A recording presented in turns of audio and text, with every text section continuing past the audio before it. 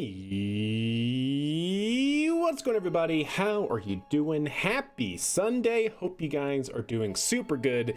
Yeah, we're going to kick things off with something that we haven't done in a little while, which is going to be another episode of what we've been calling our Go No Go poll news, which is basically going to be a dive into pretty much the last 2 weeks or so of space news that has been crazy.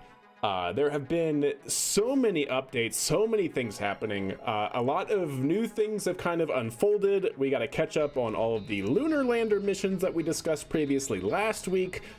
There's a lot. What's up, Captain Failure and TF? How are you guys doing? So, I think that's what we're going to do. We're going to start off with that, and then maybe, depending on how long our space news goes for, we'll look at maybe getting into some sea power. We haven't played Sea Power in a little while, and I'm kind of itching in trying another scenario within that game. But anyways, first things first, chat. Cue the very high production value Go No Go poll switcheroo. Yeah, there we go. So, as you can see, we have quite a number of things to talk about today. In terms of our Go news, or our good news, we have everything from Boom Supersonic. The XB-1 flight testing has concluded. It has been a resounding success for Boom Supersonic, the commercial company working on what they call Boomless Supersonic Cruise. Basically, as you guys may or may not know, if you travel beyond a certain speed in the atmosphere, you start compressing the air as you're going through it, and that can create sonic booms. And of course, that has been the bane of supersonic flight here, at least in the United States, for a very, very long time. Mainly because those supersonic booms can travel to the ground. They could be super, super loud, very, very bad for, of course, houses and just general public operating on the ground. And yeah, it's a nuisance. It's a nuisance. So there are regulations put in place to basically ban all supersonic flights over populated areas in the greater United States. I think it's pretty much the same in other parts of the world as well. But what Boom Supersonic wants to do is basically some intelligent flight characteristics in order to eliminate any sort of supersonic booms actually hitting the ground. So we'll see. We'll talk about that and what we can get into with that. Next up is we have the Artemis II continuing to stack. So NASA ULA is working very, very quickly on stacking the Artemis core and the solid rocket motors and the upper stage in Orion. They're working very they're really starting to make some progress, some noticeable progress, which is great. We'll talk about Rocket Labs with their Neutron update and what they've been calling their flatelites. We'll also talk about the X-37B returning home after multiple years in space. And then finally, we have Blue Ghost mission updates, which have been pretty great. So all of that for our good news. And then going into our no-go news, we of course have Starship 34 and the overall flight test 8. We caught the booster. We caught booster 15, which is great. They're 3 for 4 on that front, right? Or 2 for 3. 3 for 4 or 2 for 3? 2 for 3. They missed one. They missed one. They diverted for a soft landing. So that's good. But then we, of course, lost the second V2 Starship in a row. Flight 7 was no-go, and this current flight also a no-go, and that triggered an FAA mishap investigation and all that jazz. What's up, Nick? How are you doing? Other things to talk about is, of course, we also lost the Falcon 9 booster 1086. We have an unfortunate conclusion confirmed from Intuitive Machines for their Athena lander. And then last but not least, we do have an update from Astroforge on their Odin spacecraft also being a lost cause. So that's kind of a general update of what to expect. So let's go ahead and get into our news segment. First and foremost, what's up, Graham? How are you doing? I'm doing pretty good. No complaints here. Thank you for asking. So looking at, first and foremost, the updates to our ongoing flights. So this is coming from Next Spaceflight. The original flight date was for Sphere X and Punch. Was supposed to be tonight after already being delayed for a couple of weeks. Now we have a no earlier than launch date of tomorrow, Monday, March 10th. That's at 9:10 p.m. Mountain Time. So I'm hoping that we can stream that here as well. But yeah, should be good. So both Sphere X and Punch are going into heliocentric orbit. They're going to be orbiting around the sun in deep space. So we can definitely look forward to a good launch there. We of course have another Starlink launch coming up tomorrow as well. About 11 minutes separation. That's probably going to change. Well, actually, I don't know. Maybe. It would be interesting if they didn't change it. Just because, yes, it's at different launch complexes, but you still have basically your own team trying to manage 2 flights separated by 11 minutes while the other mission is ongoing as well. So they'll probably push back the Starlink because that is the lower priority system. Then we have the Transporter mission coming up on Wednesday. Transporter, I hope that launch sticks as well. 12:39 a.m. Mountain Time, very, very early in the morning on Wednesday. Transporter Flight 13, Lucky 13. So Transporter missions, if you don't know, chat, is basically a rideshare mission. It's what SpaceX calls their rideshare missions. And so this one's going to be carrying up a slew of small sat rideshares into, I believe this one's also going to sun synchronous. Small sat rideshare mission. I think it said going into sun synchronous, but yeah, sun synchronous orbit. So taking a whole bunch of payloads into sun synchronous orbit as they have in the past. And then also to really looking forward to, we have Crew 10. Crew 10 set to launch on Wednesday, March 12th at 5:48 p.m. Mountain Time, carrying another set of astronauts into the towards the International Space Station. Don't forget, at some point here soon-ish, we should have Crew 9 return, bringing back Butch and Sunny. So hopefully that would be good. Hopefully that would be good. Get those astronauts home finally on the Crew 9 vehicle. They only have one launch complex control center. Texas one is pending. What are you talking about? SpaceX? Yeah, SpaceX has one control center in what is it? I guess it's still in Hawthorne, California, but that's one control center actually has multiple control centers. One, yeah, that one launch control complex has multiple control centers. So I think they have 2. I don't know if they ever use the other one for anything other than like static fires and like engine control tests and things like that. What's up, Rams? How are you doing? So yeah, like I said, should be a good flight, a good week of flights here. Everything from a heliocentric mission here coming up tomorrow. We also have Crew 10 set for Wednesday and another rideshare mission set for very early Wednesday morning. So should be good. And of course, as always, going to be busy for SpaceX. SpaceX is very much on track for hitting their, what, like 125 missions for the year. So yeah, kind of crazy. Actually, does this tell us which mission this is going to be? This is going to be the 27th mission of 2025 if the heliocentric mission Sphere X and Punch launch tomorrow. So 27 in 3 months is wild. Let's just put it that. Let's just tell it like it is, chat. Hey, what's up, Ubernator? How are you? All right, so that is your ongoing briefing for the upcoming week of Spaceflight. We also had a Rocket Labs Electron flight as well in there. But let's get into our big news segments. First and foremost, chat, we have, look at that beauty.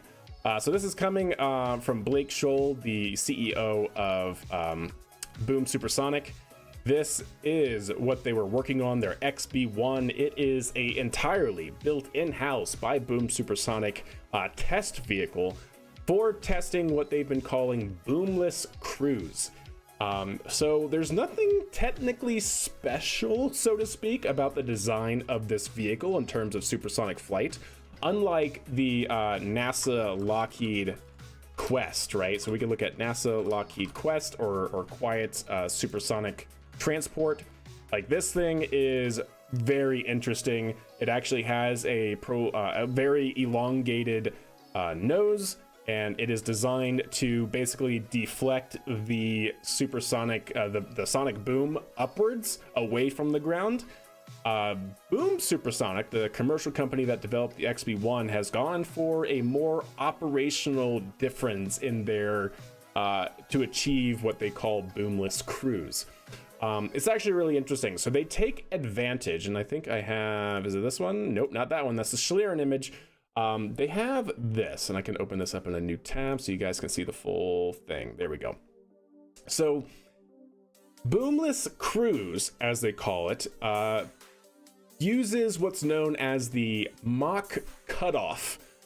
Essentially like how a sonar works in water and how sound propagates in water. If you guys don't know, like for a submarine that uses sonar, there is a specific thermal layer that doesn't allow sound to necessarily penetrate below or penetrate above. And that's also very similar to how it can work in the atmosphere as well, because both the ocean and the atmosphere are fluids, all with their different temperature gradients, densities, and things like that. So essentially what they do is they're able to operate at a very specific altitude, somewhere on the order of, say, like 35,000 feet, and at that, understand their cruising velocity in order to create a sonic boom that will actually, instead of penetrate through that cutoff altitude, will actually refract and bounce back up. So yeah, they have a refracted wave. So like I said, there's nothing necessarily particularly different in the design. It's obviously optimized for supersonic flight. But in terms of like comparing this to the NASA Quest vehicle that I just showed that has that really long nose, they just use really smart operations of their aircraft in order to eliminate or mitigate the sonic boom that hits the ground. So really, really cool stuff. What a good looking plane, isn't it? It really is a great looking plane there, I have to say. Yeah, like I said, completely built in-house to test their ability to go supersonic, to be able to test just how loud the sonic boom is at the ground level. And after their testing, they did find completely plausible that they're able to pretty much mitigate the ground effect for sonic booms, which is awesome. First civilian jets to go supersonic is pretty special. Yeah, 100%. And that's what they're working on now. So XB1 carried out several flight tests. I don't remember exactly how many. I think they basically went supersonic 3 times, like 3 separate supersonic flights, if I'm not mistaken. And basically that vehicle's now retired. They did everything that they needed to prove their flight control systems, their design, their in-house ability to, you know, develop a plane from the ground up. And then not only that, but a plane that can go supersonic, because that's actually not necessarily a trivial thing to do, especially when you're looking at building this for civilian transport. So being able to take account of the rule area effect, which if you guys don't know about the rule area, if you see most supersonic planes, especially fighter craft, generally speaking, they taper towards the back where the wings are, because you need to try and create a constant or at least a very slow tapering of the body to make sure you don't create a lot of drag as you go supersonic. So especially where the wings are, where if you look at it from a cross section, right, those wings generate a much larger cross section. You have to taper in the body in order to basically keep the overall cross section relatively the same, or even start to decrease slowly.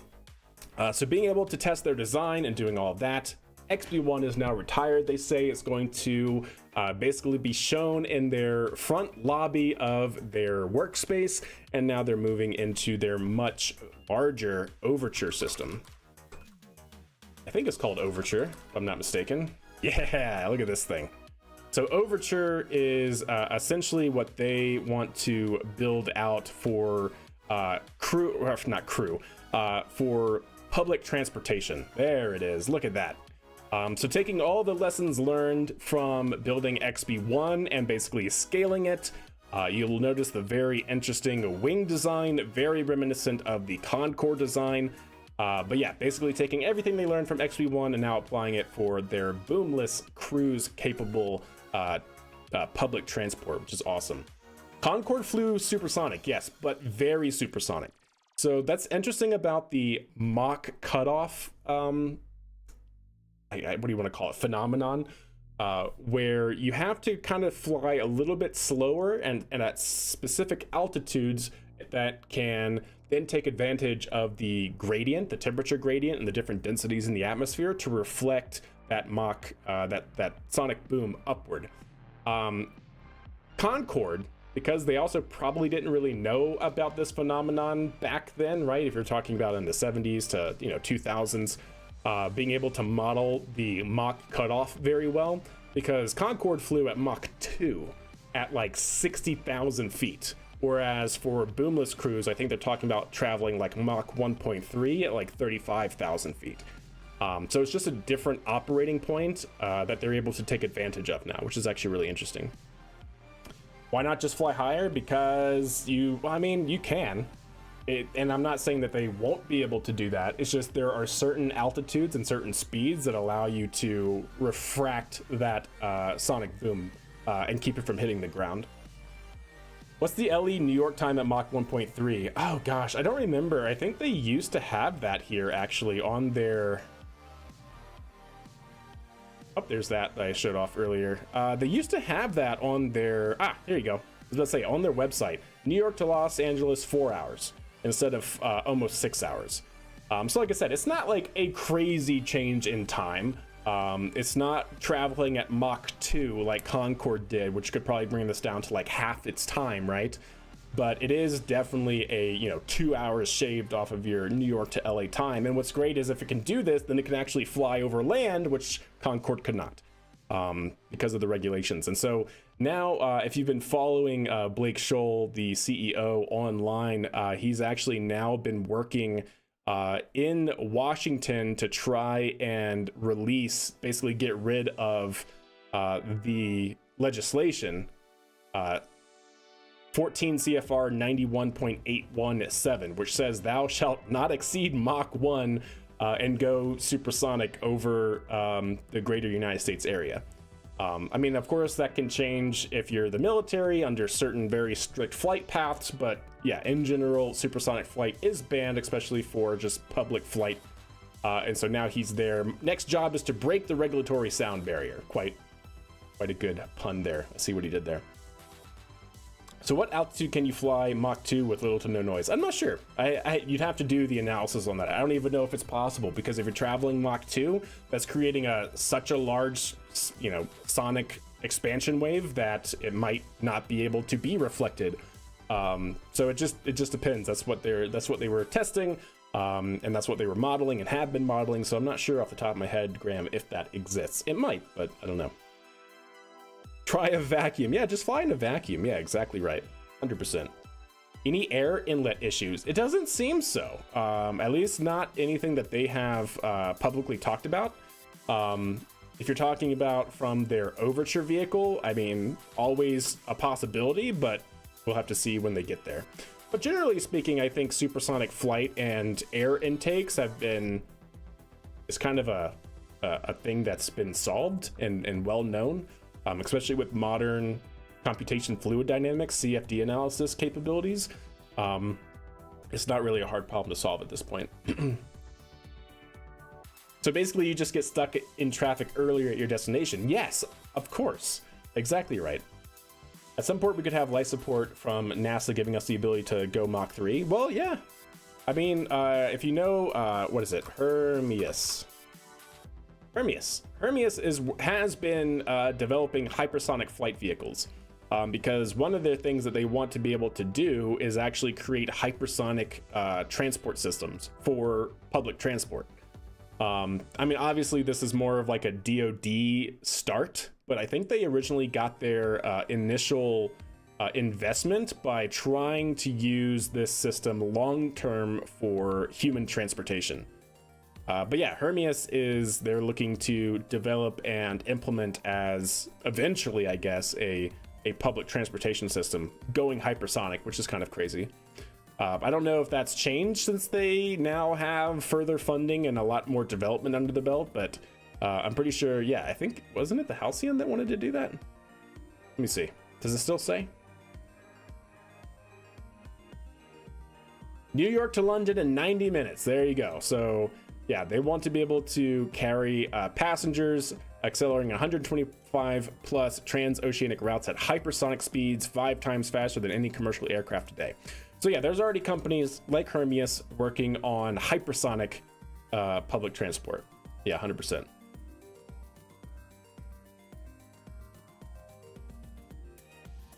Yeah, I know, right, Ubernator?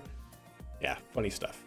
All right, let's see. So that was the update for Boom. What's great here is we also have this.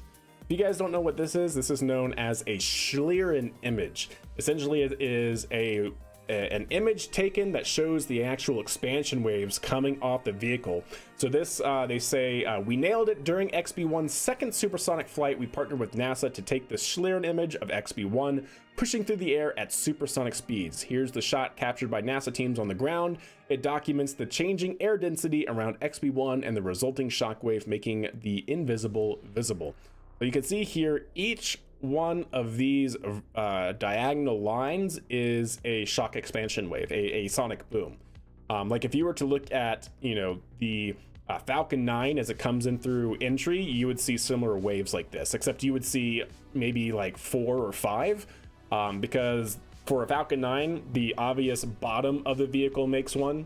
The end of the landing gear, because they protrude out a little bit where they connect into the body, creates another one, and then the grid fins obviously create another one as well. So at least for Falcon 9, it would have at least 3. It probably also has, because of some imperfections in the design and other points that protrude out, might have even more than just 3. But here you can see the first 1, 2, 3, 4 very clear, distinct sonic expansion waves, which is really cool. Yep, Schlieren photography, that's right. Hey, Misadventures, thank you very much.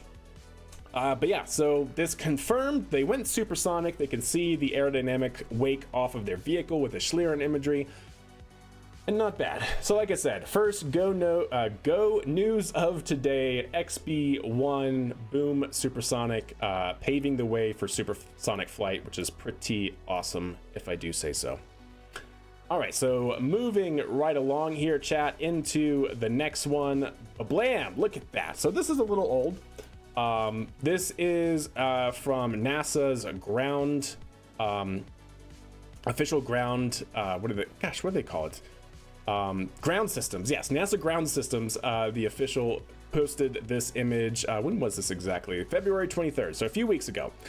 They finished stacking the 2 Artemis II 5-segment solid rocket boosters. So it's already integrated onto the basically the launch mount at the bottom, the transporter, the mobile launch platform that it will then basically travel out to the Space Launch Complex on the very, very large transporter that is going to wheel it out there. They have the 2 solid rocket motors integrated fully, and now they have the next bit, which is the Artemis II core stage, being integrated now as well. So not only do we have the solid rocket motors, but look at this.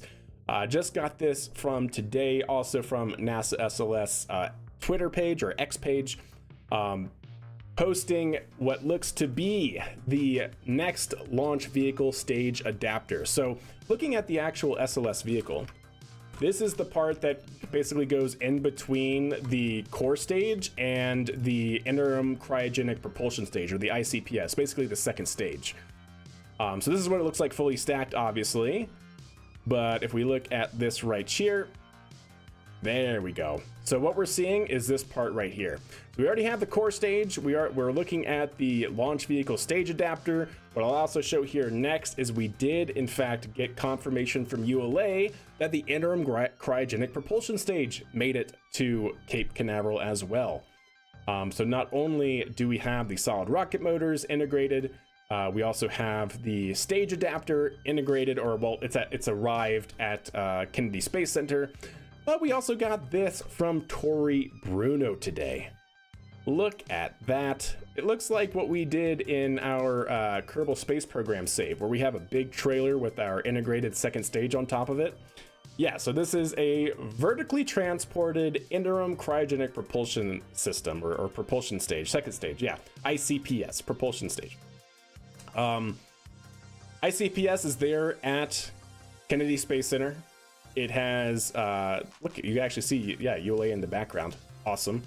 Not only that, but it has been, in fact, wheeled in to to the NASA Kennedy Launch Complex for integration.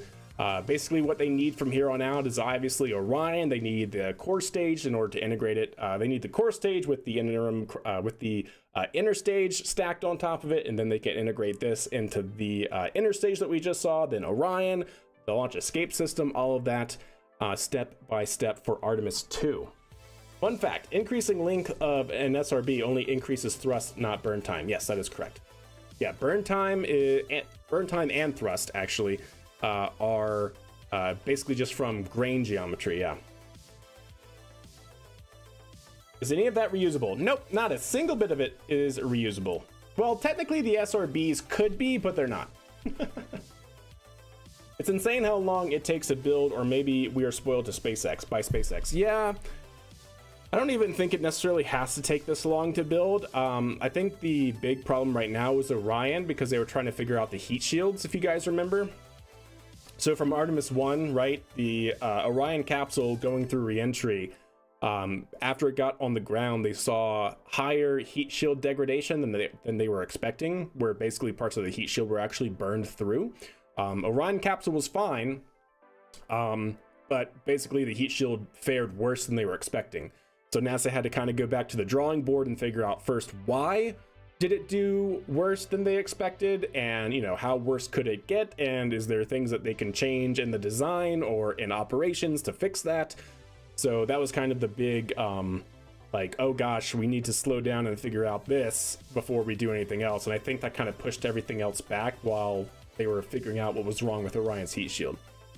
Basically, if you guys haven't been following Orion's heat shield, basically the trajectory that it took, which was a skipping atmospheric return. So as it comes back from the moon, it basically would just dip far enough into the atmosphere to then go on a suborbital trajectory after going out of the atmosphere to come back around to land where NASA could then pick it up out of the ocean, right? Because it did that skipping reentry, there were periods where the heat shield was allowed to cool down, and it would cool down and not allow the gases from the ablation process to escape and to permeate through the heat shield, so it caused cracking. And then as it would then get heated up again from going through reentry, that cracking would get worse and more gas would build up behind it and things like that. So again, had astronauts been on it, they would have been fine. Orion capsule was fine, but kind of like a, sort of like, what's going on? So they had to figure that out, yeah. Yes, an error break per se, exactly right. But yeah, so we got good news from Tori Bruno, and then we have these great pictures from ULA as well, saying that ULA has in fact delivered a flight-ready interim cryogenic propulsion stage, their second one for Artemis II. So this is going to be the one that carries people, by the way. If you haven't been tracking what missions have been going on, yeah, Artemis II is going to carry astronauts for the first time to the moon. Actually, they're going to do a flyby around the moon. So this is a big deal. Lots of steps to take to make sure everything is good to go for flight. But yeah, regardless, solid rocket motors are integrated. Now they're working on the core stage. They have the interstage adapter there at Kennedy Space Center for integration, and now they have the second stage. All that I guess is missing is Orion. I don't remember if Orion has already been there, because essentially what they said was that for Orion 2, they're just going to change the trajectory to make sure that degradation doesn't happen, and then from Artemis 3 Orion onward, they will actually have a heat shield, a different design for the heat shield. So yeah, we'll have to see what that means for Artemis 2 and Artemis 3. Hey Naps, how are you doing? So yeah, pretty good. Lots of stuff moving around Kennedy Space Center as we prepare for Artemis 2. I don't want to go on an SLS rant. I think y'all have heard enough SLS rants to really warrant another one, but yes, I want them to move faster. It's been how long since Artemis 1? Like seriously, what was Artemis 1? It's been so long. Yeah, November of 2022.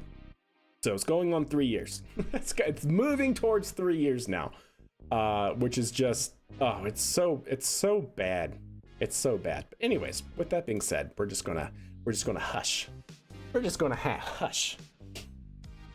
How far off is that manned mission? Ooh, that is a good question. I don't remember what the updated date was for Artemis II. April 2026, yeah. I was about to say, it's basically a year from now. Yeah, they're taking even longer for Artemis II. So they're moving the stuff there, right? But then they have to integrate it. There's still a lot of stuff left. I don't even know where the where Orion is in its integration process and whatnot. So yeah, according to Wiki, April 2026, basically a year out, which sucks. But anyways, a new SpaceX tweet, eh? Let's see. What did they say? Hey, look at that. Crew 10, SpaceX and NASA complete a full rehearsal of launch day. Beautiful. That's awesome. So yeah, like I said, this is going to be the crew that's going to be flying to the International Space Station for Crew 10, set to take off on Wednesday. Wednesday at, I think it was like close to 6 p.m. Mountain Time. So that should be pretty good. Hopefully that launch date sticks, because I think after Crew 10 gets there is when Crew 9 is expected to leave. So we'll have to see just how smoothly that handoff goes. But yeah, thumbs up all around. I dig it. Yeah, good call. So moving right along here, chat. So we talked about ULA and the Artemis II. Let's talk about Neutron. Neutron, chat. Yes, Neutron from Rocket Labs. We have in fact gotten an update. This was from February 28th. That Neutron is expected to fly its first mission this year. If you guys remember, the original time frame was supposed to be mid 2025, like no earlier than say June 2025. But last year at some point during, so this is supposed to be launching out of Wallops, Virginia, out of the Wallops Launch Complex. And they're building a whole new facility down there in order to handle Neutron. And during some of their groundbreaking and development of the infrastructure there, basically they found that they're going to have water issues and no potable usable water for the pad systems and whatnot. So I think a report came out saying that based on that, they weren't expecting to be able to finish any of that infrastructure until 2027, which is wild, Chad. That'd be like a 2.5-year push. But according to, I believe it was Peter Beck himself, during a investor call, basically updated everyone saying, no, it's going to be launching this year. Don't worry about it. We already have water. We fixed it. But they are going to push to late 2025. So no longer is going to be mid 2025. It'll be, fall 2025, no earlier than. So that's good news. So Rocket Lab is continuing to make headway on their Neutron rocket. Remember, Neutron is supposed to be a reusable, propulsively land launch vehicle. They have procured a barge for landing out in the middle of the ocean, just like SpaceX. However, I think if I recall correctly, Peter Beck did state that the first mission will not do a barge landing. It will do a soft water landing for the very, very first mission to see how that goes. So yeah, very excited. Another reusable launch vehicle coming up here this year to debut, which is awesome. Just so good, chat. The space industry, super exciting time. What is the status of the air leaks on the ISS? I haven't heard anything else about it, Anthony, so I think it's fine. I haven't heard anything about that for a while, actually.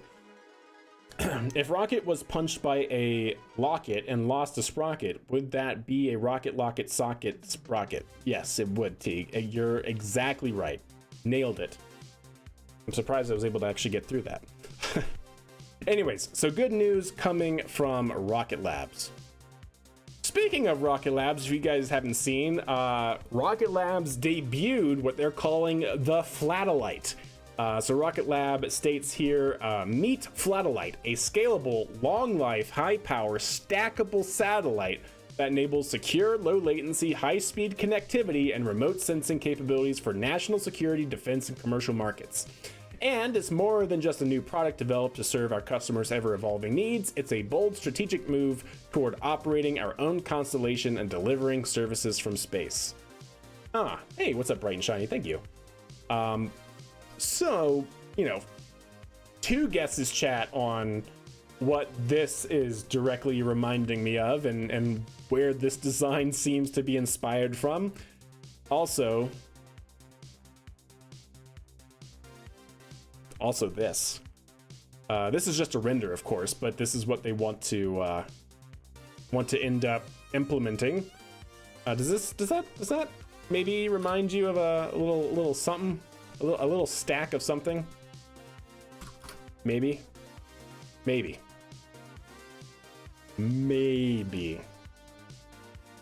But yeah, so pretty awesome. They're looking to develop their own long duration stackable spacecraft for integrating into their Neutron rocket in a rideshare style of configuration, which is actually going to be really interesting. And I've honestly been wanting SpaceX to do this for a long time, but they don't care to enter that market, it seems, now that they're developing Starlink at like 1 satellite a day, which is, what could the commercial market do if they had something like this that could be mass produced and tailored for their own payloads? Like, I don't know like what the limitations of that would be, right? Because it's a flatellite by the name. It's very, very low. It's meant to be stacked, so there's very little like vertical payload volume.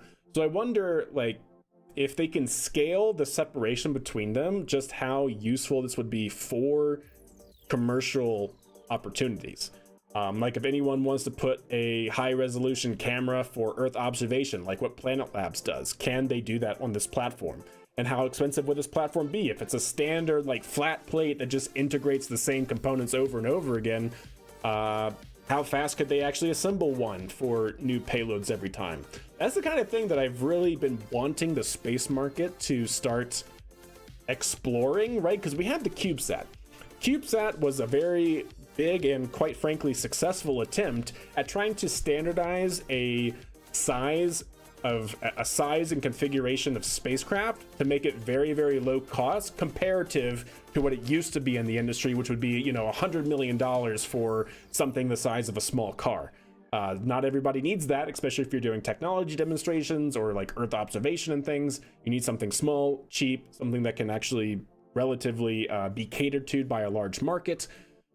So I wonder what this could do for that. That's what I really am interested. So I like this. I like seeing where this goes, but my worry is that how useful is this actually going to be, depending on what sort of vertical separation they can get out of them and how quickly they could mass produce these for different missions and different payloads.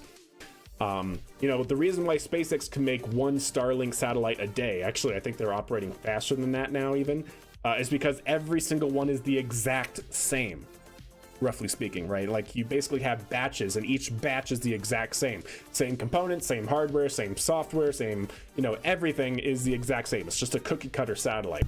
But when you start talking about integrating different payloads and having different operation requirements and things like that, you can't really do that in near the same fashion. But I am interested to see what Rocket Lab's Flatellite can do in the long run for kind of like spurring a larger CubeSat style of opportunity, which would be really interesting. Is it going to make SpaceX work twice as hard? Yeah, maybe. I guess especially if Rocket Labs is expecting to get into the commercial internet connectivity. That's the other thing that I thought was actually really interesting is look at this, chat. So if you guys don't know, a couple years ago, Rocket Lab started buying and acquiring a bunch of other small commercial companies developing satellite components.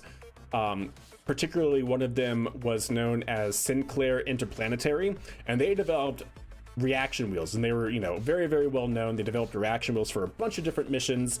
They acquired them, and you can see here now that they are mass producing reaction wheels.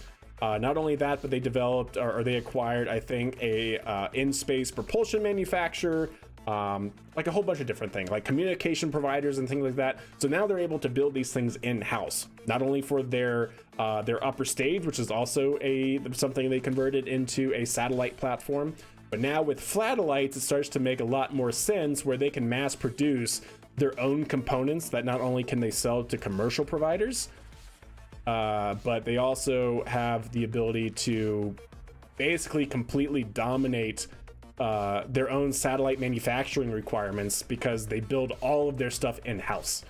So yeah, they could definitely start mass producing these, but I'm interested to see how far this can go. Can I buy a reaction wheel for reasons? Yeah, you can. I think, if I remember, Sinclair Interplanetary's costs anywhere between like $30,000 and $75,000 for different size reaction wheels. So you're gonna put down a pretty penny for them. But yeah, you could technically, yeah. I don't think there's anything barring you from buying a reaction wheel. How about a generalist sat that can do a lot of stuff inefficiently but at a very low cost? That may or may not be as useful. Yeah. Unfortunately, in the aerospace industry, performance is kind of the main driver. So you need the performance, even if it means more cost. But yeah, there's definitely potentially a market for that. 6 Starlink V2 mini satellites per day in 2023, by the way. Thank you for that. Yeah, that's crazy. Yeah, I knew that they were doing like 1 a day back in like 2021 or something like that. So yeah, having 6 a day in 2023, not surprising, but I didn't know what the data point was. What is the propulsion company called? I don't remember, and I don't 100% remember if they did acquire a propulsion company, but they did acquire a bunch of different other component providers. I think it was a propulsion company, but I don't remember who. What are the air chambers called with the turboprop under the floor that lets you float? Wonder what would happen if you had a reaction wheel in hands when floating thusly. What are the air chambers called with the turboprop under the floor that lets you float? Yeah, you lost me. I'm sorry, Teague. Totally lost me. All right, so that's Rocket Labs. Oh, that thing? What are the air? Those air? Yeah, I don't remember. I don't know what they're called, but I know exactly what you're talking about. Yeah, the air chambers where you open up a door and you can just jump in, and it has a big fan at the bottom under a net, and you can just basically skydive in there. Yeah, I gotcha. Anyways, so that is Rocket Labs. Indoor skydiving, yeah, but is there like a name for the actual structure that holds the fan and everything? But yeah, indoor skydiving. Anyways, moving right along, chat, check this out. So, if you guys did not know, the X-37B Orbital Test Vehicle 7, OTV-7, from the United States Space Force's dynamic unmanned space plane successfully deorbited and landed at Vandenberg in the quiet of night without any warning on March 7th at 2:22 a.m. Eastern Time. But look at that. Hey, what's up, Lazarus? How are you? If you guys don't know, OTV-7 X-37B, I don't know just how long this mission was. Does it say? Does it say how long this mission was? Because like the record before was like 700 something days, so like multiple years. So the 7th mission on orbit for over 434 days. So this mission, not the record, but it has been in orbit for over a year and a half, which is pretty crazy. So yeah, if you guys don't know about the X-37B, there are 2 of them. There are 2 orbital test vehicles, OTVs. Recently, if you guys didn't see, I tweeted out this picture, like a very rare, first of its kind, actually. I say rare, it was actually the first of its kind, orbital camera photo from the X-37B in a high Earth orbit.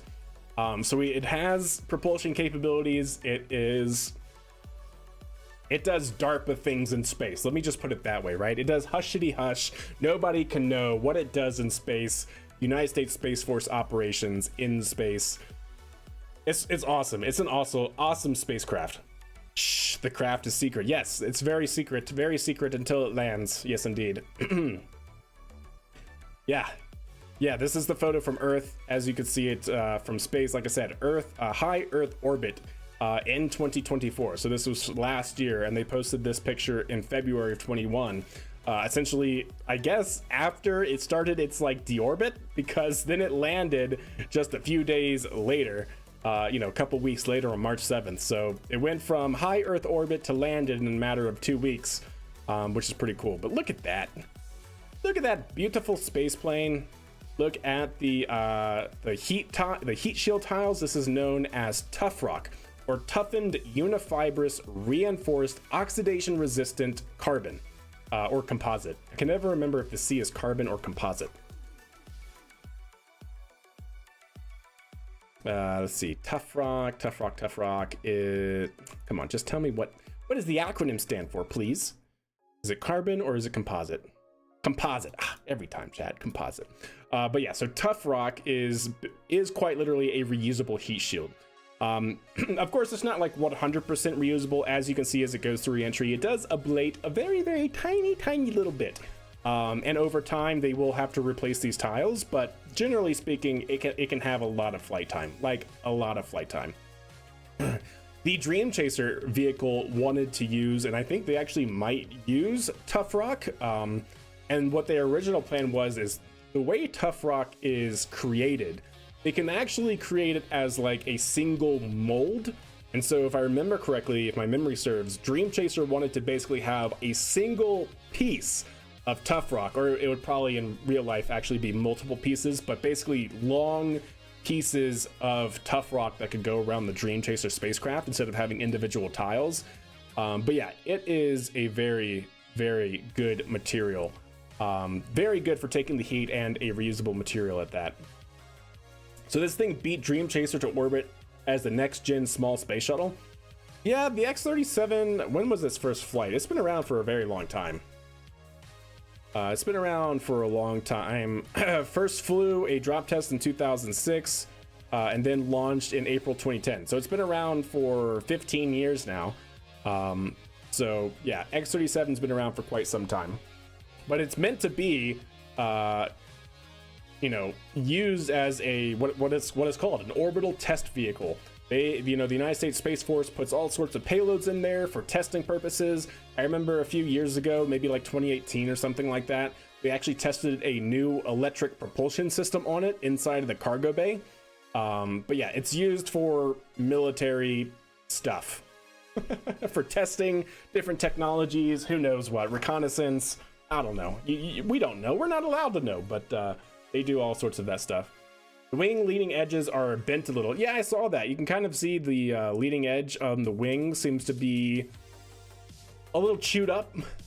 It's probably not really that big of a deal, but depending on just how chewed up they are, they can definitely replace them and probably would. But I mean, just look at this. You can just see how insane these tiles actually are. Like, they look like they're in pristine condition. And this thing went through re-entry. You can tell it went through re-entry by the way that it is. It looks like the reinforced carbon leading edge does look like it's a bit chewed up, like I said. Whether they're replacing those or whatnot, they don't replace them between every flight. I know that much. I know that they have reused these leading edge tiles, but maybe after this flight they'll look to replace a few of them. But what's really cool is you can actually see on this vehicle, especially up in the nose area, exactly how it re-entered. So you can notice that this nozzle for the reaction control system that it uses for attitude control for pitching down, or for, I guess this would technically be for pitching up. You can see the flow that occurred as it went through re-entry. So this thing came in basically coming this way, basically falling like this through the atmosphere. You can see the nose definitely being one of the highest heating points on the vehicle. But yeah, it's pretty good. It's a pretty good little vehicle, chat. You can see all the scorch marks going up this way as well. It's an awesome vehicle. I really like the XB37. They had other plans for the X37 to actually extend it out. They also had a variant called the X37C instead of the B variant for crew, which is actually really cool. I really kind of wish they did this idea. Basically take the same exact design, stretch it, make it a little bit bigger, right? And then put a crew tank inside, a pressurized crew tank.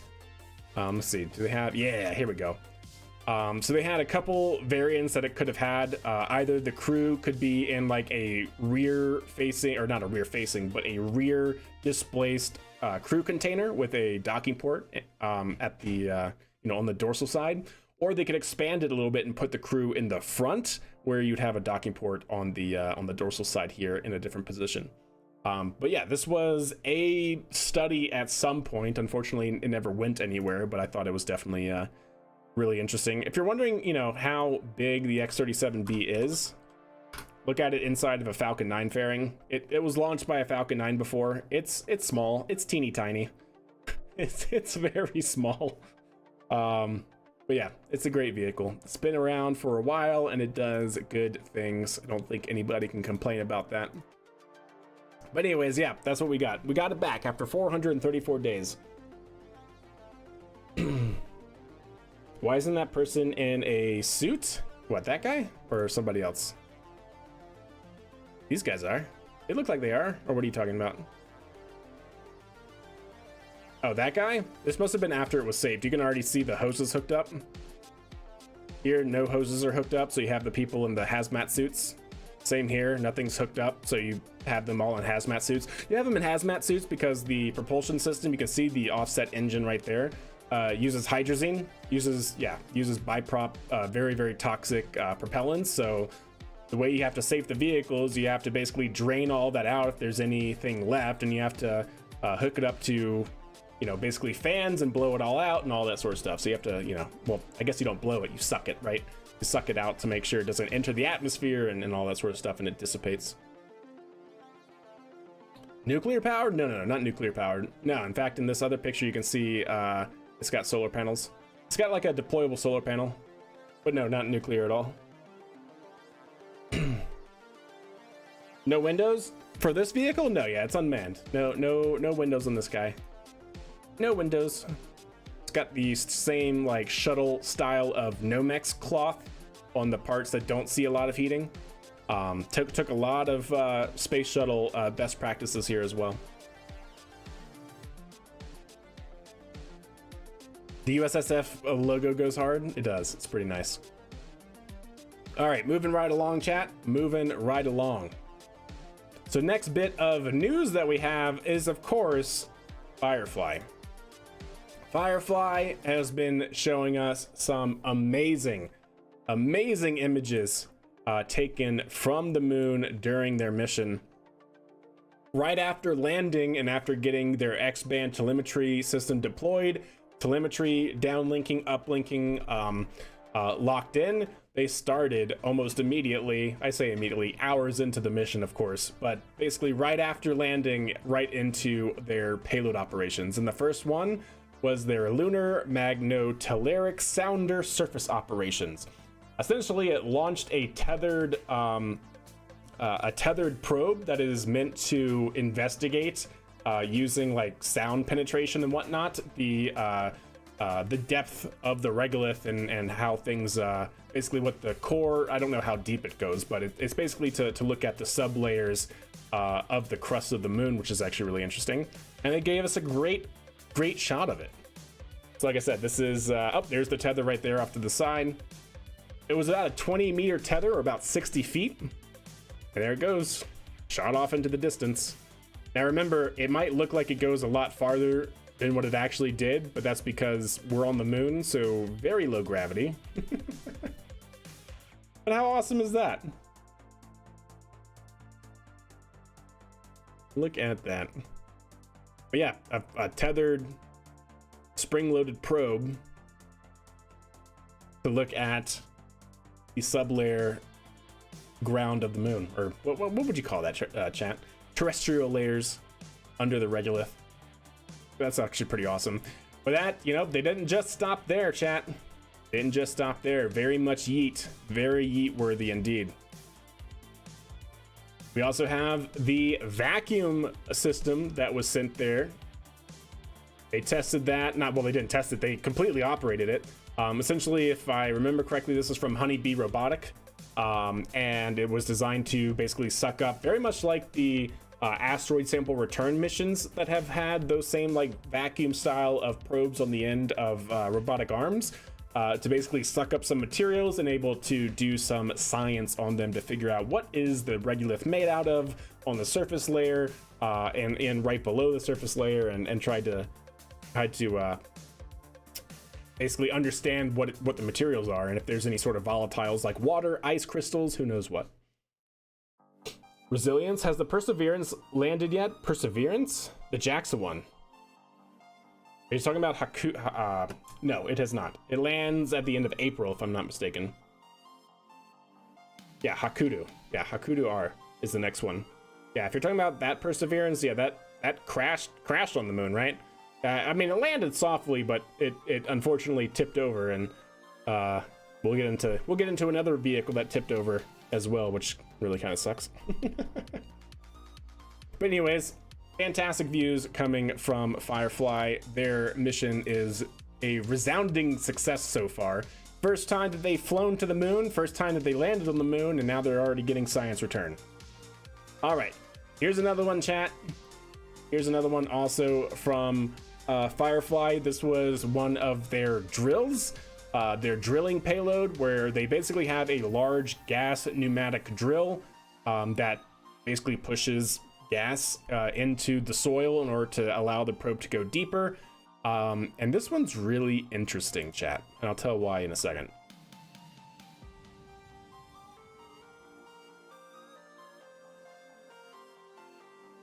How awesome is that? Yeah. Drill, baby, drill? Something like that. On the moon? How crazy is that? So, what's really interesting about this one is because if anybody knows anything about lunar regolith, that behavior wasn't exactly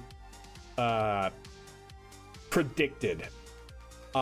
So like I said, this drill is spraying gas into the cavity as it's drilling, right? So that way it can actually get deeper and move regolith out the way and understand, basically move stuff out of the way as the probe goes down so it can get deeper and deeper and whatnot. It was believed that with the constant stream of gas, it would just constantly be streaming out of the hole, much like this. What NASA seems to not have expected is this very violent return that happens as gas apparently gets trapped and then it explodes out as pressure builds. They weren't expecting that. So that's actually really interesting, I guess, phenomenon that NASA's already getting from Firefly's payload here, that they don't know why the regolith material is behaving like this. But yeah, here we'll show it again. So you see how violent that is breaking off every now and then? Like, they thought it would just be a constant stream like that, but then all of a sudden it just completely burst forward. Yeah, flashbanged, I know, I'm sorry. That was part of the video, that was not me. I don't know why the video goes flashbang. Hey Perry, how are you doing? Some kind of turbulent flow? I mean, they're in a vacuum, right? So yeah, but they don't know exactly why it does this. Because you would think that with the way regolith is, which is a topsoil that's fairly loose, obviously the permittivity of this is very low because it's such a fine sand-like material. So it's not like there's room for gas to like flow out of it. But what they didn't understand is that it would be explosive like this on the gas return. Because if everything is very fine and it's able to hold its shape, then it just should have constantly having gas coming out of the sides of it, like it has right here, right? You can see right there, constant gas coming out of the side. That's what they expected. But every now and then they have this very violent break apart of the topsoil, which is just like I said, not gas pockets and regolith. No idea. I don't know. And if NASA doesn't know, I don't know. I'm not a regolith expert. I just know that this is not what they expected to see. What's the gas escaping? They are using compressed nitrogen or something, because this is a pneumatic drill. And the way it works is as the probe is going deeper, they're constantly spraying gas into it to remove regolith and stuff so they can continue to penetrate. So that gas that's escaping is from the vehicle that's going through the drill. But yeah, they don't know why it's so violent. Is that sparks? I don't know. I think it's actually just sunlight, because you can see the sunlight hitting here. And so I think that's just the rocks coming up far enough to where they're just hitting part of the sun. But otherwise, I don't know. I don't know what the light actually is. Because you're right, it does look like sparks. It almost looks like phosphorus, as you know, as white glowing as it is. But yeah, I thought this was really cool. So Already getting some interesting science return. Ooh, another flashbang. Apologies. So Earth's nearest neighboring solar system is its moon, yet to date. I want to see, yeah, so this is Lister, the lunar instrumentation for subsurface thermal exploration with rapidity. What are you going to do, chat? It's NASA. They love creating acronyms, and they don't care how they get there. They're going to get there. They don't care what the name sounds like or anything. They just want to get the acronym. One of the 10 NASA payloads flying aboard the next delivery for the agency's commercial lunar payload services provider on Blue Ghost, developed jointly by Texas Tech University in Lubbock and Honeybee Robotics of Altadena, California. Lister will measure the flow of heat from the moon's interior. Its sophisticated pneumatic drill will penetrate to a depth of 3 meters into the dusty lunar regolith. Every half meter it descends, the drilling system will pause and extend a custom-built thermal probe into the lunar regolith.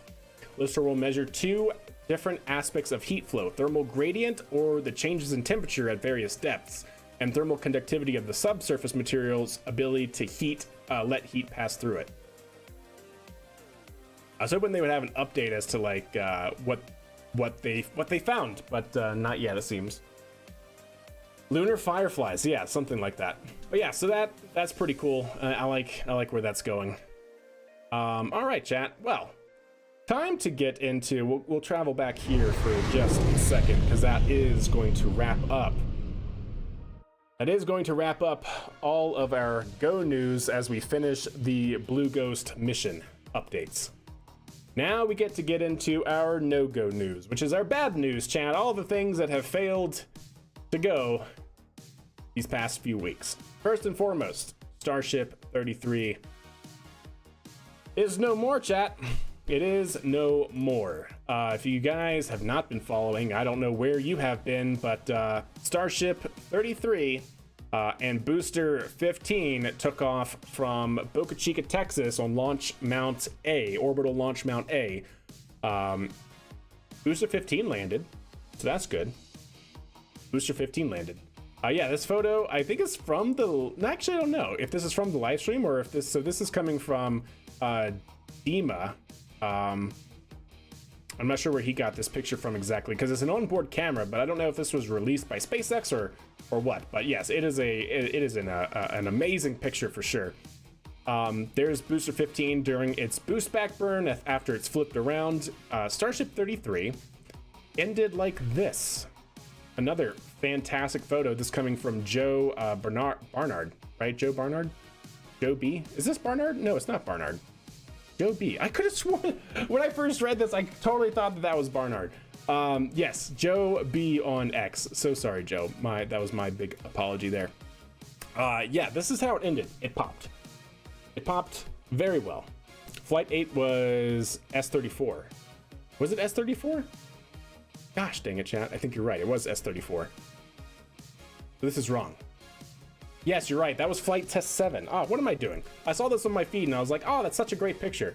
Yeah, this is Starship 33 from Flight Test 7. Okay, all corrected. But regardless, Ship 34 from Flight Test 8 ended like this, which is a bummer. That looks galactic, like a nebula. Indeed, it very much does. So this is from Joe B, basically capturing the moment right after it popped.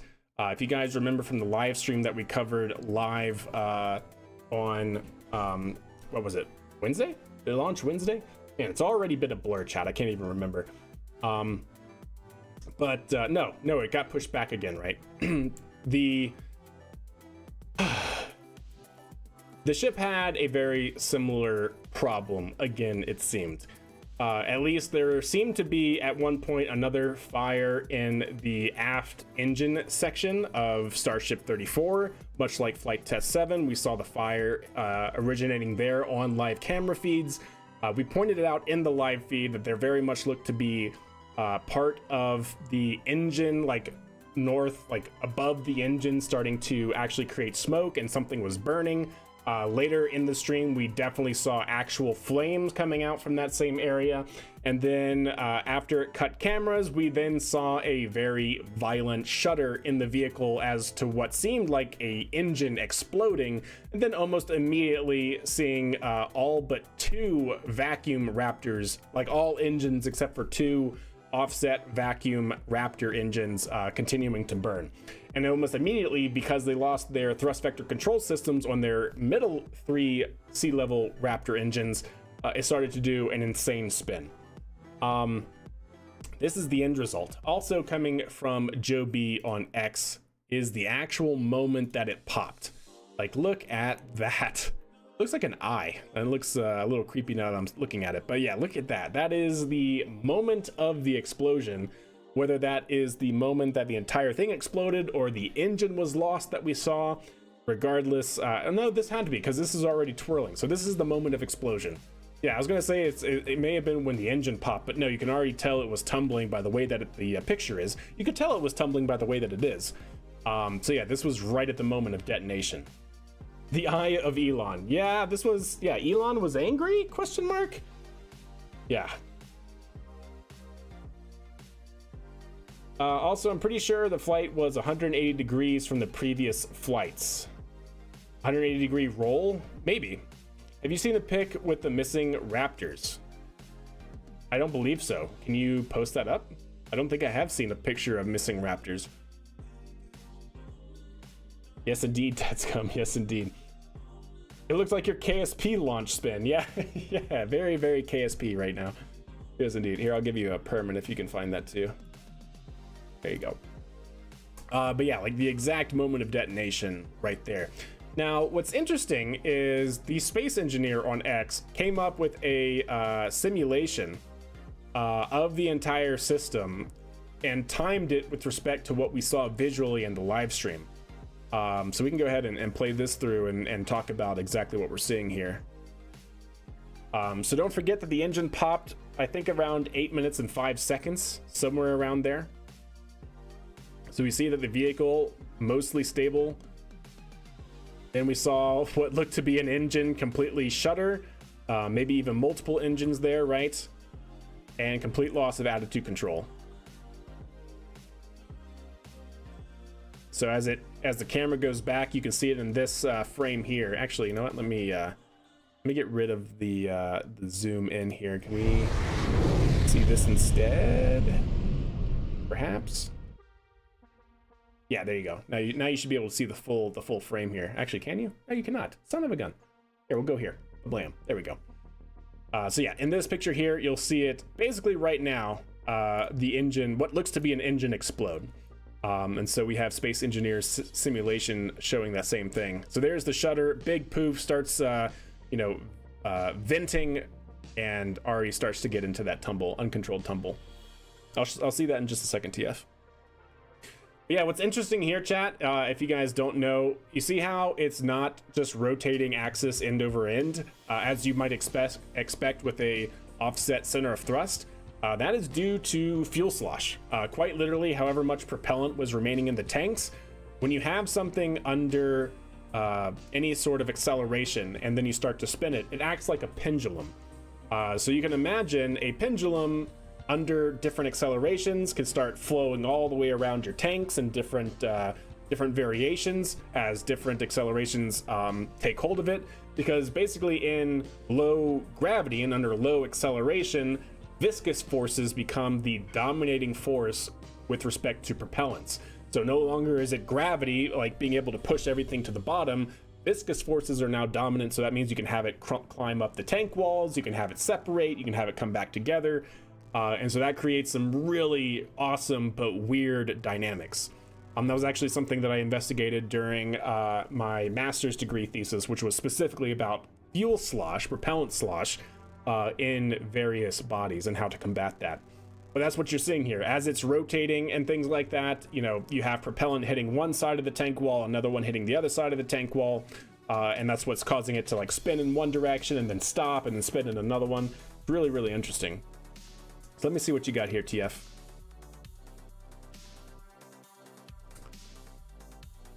Oh, so we were right in the live stream. We were right in the live stream then, chat. Yeah, if you guys remember, I called it in the live stream that, you know, from that frame, it looked like an actual engine was lost, and wouldn't you know it, there's confirmation. Huh. You have the two vacuum optimized Raptor engines firing, the two remaining center sea level optimized Raptor engines are not firing, and then you have the other Raptor, which was right here. You see this cutout right here? Got another Raptor vacuum optimized Raptor engine right here. Not so much here and not so much here, but right here. And then you also had your top mounted sea level Raptor engine here. Yeah, okay, so that's good. Yeah, we did confirm that during the live stream that it very much looked like one absolutely exploded. Could it also be the ship trying to combat the spin? I don't think so. It wouldn't be able to do too much from that. It honestly looked like it was completely unresponsive after losing the engines. I mean, like, it could be somewhat to that. But we know it was propellant slosh acting in a big way, because if you guys remember in the live stream, the propellant levels, like the plot that they had showing the different liquid oxygen and liquid methane fuel levels in Starship, immediately after it started spinning, it was doing this, you know, going like full and then down and then back and then full and then down. And that's because the sensors or whatever they're using to try and estimate propellant levels in Starship were basically getting hit by propellant, and then that propellant was getting thrown away and then coming back and things like that. Where's my engine? Yeah, where's my engine, Elon? Elon, where's my engine? Yes, exactly. But that's crazy. I had not seen this picture. I know Truthful too, but this did not come across my feed. So thank you for that, TF. But yeah, so like going back to where was it? Where do I have it? No, I don't have it here. I have it here. Nope, not here. Yes, here. So going back to the simulation that we had, that was very much accurate to basically what we saw there. So the camera that we were seeing is like right here, like in between the engines. And so, like I said, we should have been able to see this top-mounted Raptor and this side-mounted Raptor in this picture. So we should have seen a top-mounted Raptor and a side-mounted vacuum Raptor, and we don't see that anymore, funny enough. But yeah, definitely explodes, and then another one explodes. I mean, if those came off of the bulkhead, that's kind of crazy. Like, really wonder exactly what the heck happened in order for the entire bulkhead to come out like that, where those Raptors are seated and mounted into. Also note that the skirt on the right Raptor is glowing. Yeah, I saw that. I did see that. I wonder if that's really an issue though, because it's right next to an engine, so it could just be heat soak, or it could just be reflecting off of what's happening here. But yeah, I don't know. It could just be reflection. But yeah, definitely interesting. We actually saw that on the vacuum Raptor that was here, right? If you guys remember from the live stream, it cut to the Raptor engine before things kind of went to crap, and it was red on the side here as well. Again, don't know if that's just heat soak, and that's not really a big deal, but it was something that we noticed during the live stream for sure. But yeah, kind of crazy to say the least. Both occurred near engine cutoff, right? Could there be some sort of fuel slamming occurring as that starts? No, I mean, I don't think so, because the engines, unless they're throttling in some weird way, which isn't apparent on the live feed, I don't think that would really happen, because what you're kind of talking about, right, is the Saturn V propellant slosh. If you guys haven't seen this, I've shown it in I haven't shown it in a while, but it's pretty crazy. So this is from the Saturn V.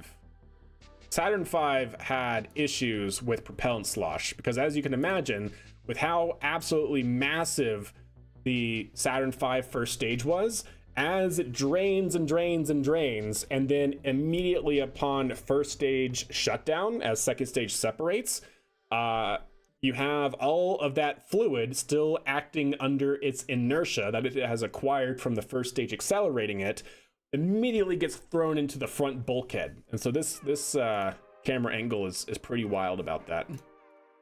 So what we're looking at on the inside here are baffles inside the first stage of the Saturn V. But yeah, we'll just play it forward here. So it's draining, it's approaching MECO.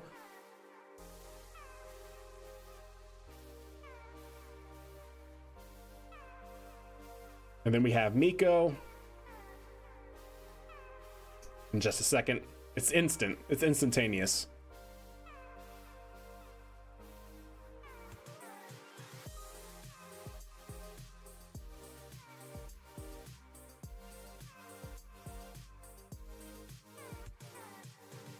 Any second now.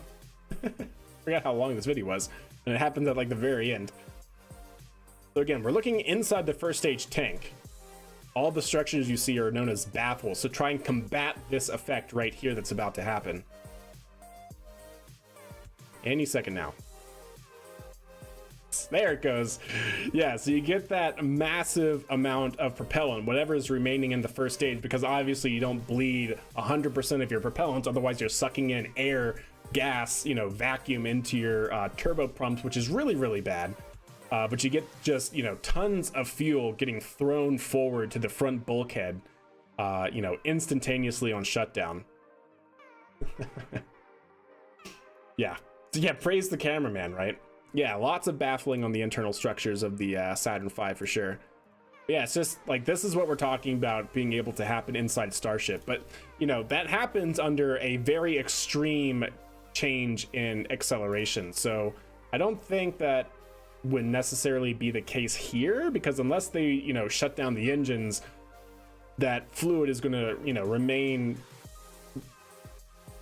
at the drainage point at the back end of the tank structure, right? But I don't know. I mean, yeah, we don't know yet. There's no official word, as far as I understand, of what exactly caused the Starship 34 failure. But what's interesting, chat, is it was actually caught from space. Look at this. So this is also from Space Engineer, and they say, let me go back here, there we go. They were talking about Starship 34 entry visible in GOES East Band 8. Look at that. How crazy is that? Stand by. Why you do this? Oh, there we go. Perfect. Yeah, so look at that. It's actually noticeable in GOES 8 as it explodes here and rains down in the middle of the ocean here. Yeah, it's able to pick up those atmospheric disturbances. So confirmed, Starship 34 exploded. I thought this was really cool. So yeah, from space, from the GOES 8 satellites, you're able to see the atmospheric effects of it. You can confirm from multiple sources that it exploded. You can tell it exploded by the way that it is. I thought that image was a joke with the engines were edited out. Were they actually destroyed? Oh, I don't know. I mean, if that's a joke, I haven't heard otherwise. This was just sent to me here tonight from TF, but not something that I can say for sure one way or the other. If it is edited, then that is a great editing job. Let me just tell you what. But I don't know, Cheeseburger. I don't know. Definitely need a second confirmation then. All we do know is that this happened eventually. The rocket knows it exploded by the way that it is. Yeah, the photo's real. Yeah, I thought it was. I mean, it looks pretty real.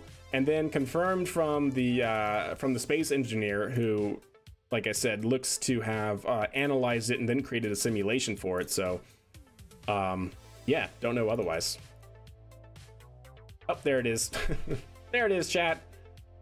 That's what GOES 8 satellite saw from geostationary orbit. Yeah. 11.5 minutes into flight. That's bad. So yeah, if you guys don't know, this triggered a FAA investigation confirmed. The FAA has called for SpaceX to do a thorough mishap investigation. Not unexpected. They had to do that last time as well for Starship 7. But it is like, I wonder, I wonder how the FAA is going to handle this one, because it very much seemed like after SpaceX concluded the last one that it was like, okay, yeah, you're good, you already got your license, go, you're fine. I wonder if this will have any more hesitation behind it, if that makes sense. Yeah. I read on next that apparently the Starship has a problem with vibrations in the fuel lines from the methane tank. Do you know if this is confirmed? That was confirmed from Flight Test 7, yeah. Flight Test 7, Starship 33 that exploded first, not this past flight, but the previous one, right? It was confirmed by SpaceX that what they saw was on the new propellant feed lines, the new vacuum jacketed ones. So they used to, okay, you know what? Let's bring up paint. Let's bring up paint, chat. Prepare for flashbang. There we go. So inside the SpaceX tanks, right? You basically have your methane, and you have your liquid oxygen tank. You have your engine section, and then you have your big vacuum raptors. You have your smaller. I mean, this is not going to. Obviously, they're all at the same level, but just to make sure it's clear, big vacuum raptors and your smaller sea level raptors. How this used to be set up for SpaceX was they would have a single propellant line running through the liquid oxygen tank down here from the methane tank, and it would fill a big reservoir, and that reservoir would then have propellant feed lines to each engine and the 3 center engines, right? Not anymore. Since version 2 Starship, since Flight Test 7, the first one that exploded, they then changed it to be like this, where they have one tank or one feed line coming down here feeding just these engines, and then they have separate vacuum jacketed lines that travel in this way straight to the Raptor vacuum engines. So now they have more feed lines running separately through the methane tank. And so what happened in Flight Test 7 apparently was the vehicle saw enough vibrations that caused a break point in the attachment point inside of the aft engine section here, and that started leaking propellant, caught fire, and then eventually that fire spread, caused engines to shut down because the fires were eating the control systems. The vents couldn't keep up with fire suppression, and it exploded from a activated flight termination system after the engine shut down and it started spinning. So yeah, it is known now that since Flight Test 7, they have had vibration issues. They thought they fixed that with Flight Test 8. We'll have to now see if Flight Test 8 is the same problem, because it could be a different problem, chat. But it is interesting that they have had another engine failure near the same time as the previous one. Yeah, and if you're wondering why they're seeing these problems now, not only is it because they obviously added more propellant feed lines, right? But they also stretched the entire Starship. So Starship, right, used to be, what was it? 50.1 meters, right? V1 Starship was 50.1 meters. V2 Starship is 52.2, I think, meters. Basically, they added 2 more barrel sections to the vehicle, and this one held, I think, 1,200 metric tons of propellant. V2 holds 1,500 metric tons of propellant, a 25% increase. So they're probably seeing these issues because they stretched it. And if anybody knows, when you have a system and you stretch it out, you can actually change your vibrations that travel through your vehicle. A longer system acts as a bigger cantilever beam, allows things to flex in a bigger way at different resonant frequencies. So yeah, they're having some growing pains. Fix one problem, create 2 more. What's up, Angry? Yep, that's kind of true. That's kind of true for sure. So why is the new system supposed to be better? I don't actually know why they changed that. I would assume it's because they were having long-term issues with trying to feed 6 engines off of one reservoir. Because like I said, beforehand, they basically had your methane and your liquid oxygen tanks, right? And then you would have your engines here.